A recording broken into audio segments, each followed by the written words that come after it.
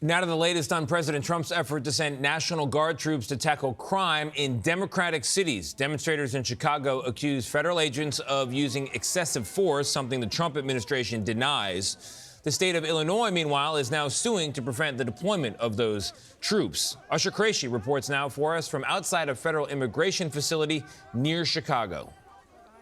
Donald Trump is using our service members as political props and as pawns in his illegal effort to militarize our nation's cities. Illinois Governor J.B. Pritzker Monday laid out his case against President Trump's attempts to send National Guard troops into Chicago, as state prosecutors sued to prevent that, accusing the Trump administration of manufacturing a crisis in the nation's third most populous city.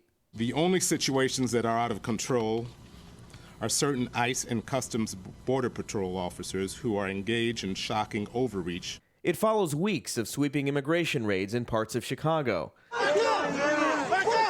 leading to at times intense protests, mainly outside of the ICE processing facility in the suburb of Broadview.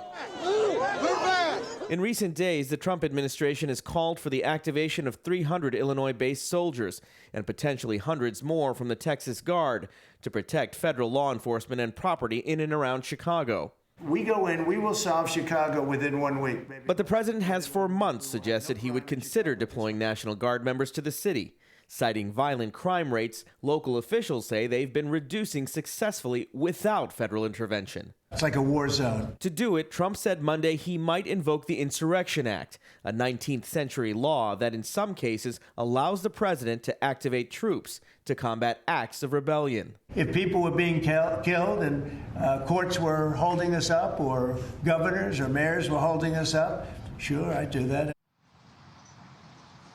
Now, the Illinois federal judge overseeing this case is expected to hear oral arguments on Thursday.